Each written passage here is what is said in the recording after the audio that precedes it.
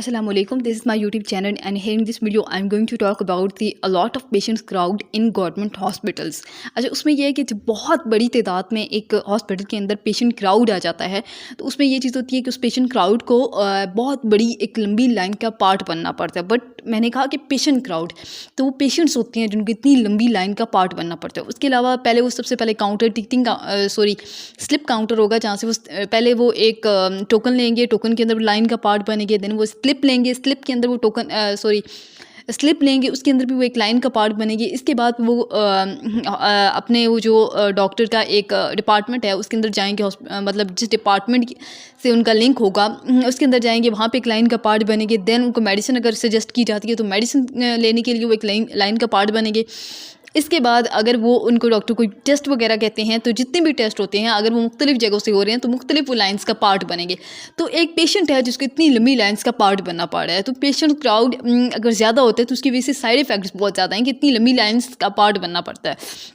इसको टैकल करने के लिए यही है कि काउंटर ज़्यादा बनाने चाहिए, और सेकेंडली जो चीज़ें हैं वो ये है कि हॉस्पिटल के अंदर डॉक्टर्स की जो तादाद है उसको बढ़ाना चाहिए। अगर कुछ डेज़ हैं जिसके अंदर पेशेंट क्राउड ज़्यादा होता है तो उन डेज़ के अंदर डॉक्टर्स ज़्यादा होने चाहिए। और स्पेशली मैं जो चीज़ देखी वो ये कि उतने डॉक्टर्स को जो भी आप ने हायर किए हुए हैं वो कम अज़ कम अपनी सीट के ऊपर बैठें, उनकी जो ड्यूटी आवर्स हैं उसके अंदर वो एक ही सीट के ऊपर बैठें और प्रॉपर चेक करें। क्योंकि ये चीज़ मैं देख रही थी कि वहाँ पर ये होता है कि एक ही डॉक्टर प्रॉपर बैठी हुई थी, बाकी आ जा रही थी, कभी आती हैं जाती हैं, जिसकी वजह से पेशेंट्स को बहुत ज़्यादा वेट करना पड़ता है। और वहाँ पे आप शोर नहीं कर सकते, वहाँ पे आप कोई बात नहीं कर सकते, क्योंकि जी देवर गवर्नमेंट डॉक्टर्स और वो तो आपका जी फ्री ऑफ कॉस्ट ट्रीटमेंट कर रहे होते हैं। मेरे ख्याल से वो तो खैराती कर रहे होते हैं हमारा ट्रीटमेंट ना।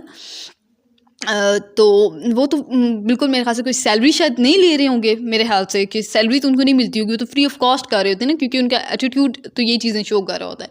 तो काइंडली आप मतलब ये बातें हैं कि उनको बिल्कुल उनको सैलरी मिलती है, वो जो हम टैक्स पे करते हैं, और हम टैक्स पे करते हैं तभी हम जाते हैं, हम फ्री ऑफ कॉस्ट ट्रीटमेंट ले रहे होते हैं। तो काइंडली इस चीज़ में होना चाहिए।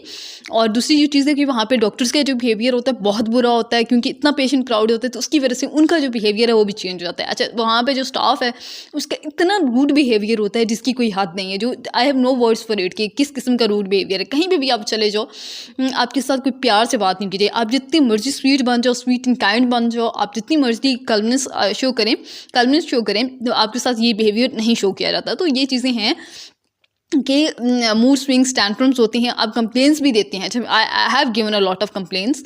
उसमें ये होता है कि जी बिल्कुल एक डॉक्टर्स का पैनल बैठेगा, सब कुछ होगा, ये वो होगा, और उसके बाद इंक्वायरी होगी, ये वो कुछ भी नहीं होता, और आपकी वो जो एप्लीकेशन है वो रख ली जाती है या फिर डस्टबिन के अंदर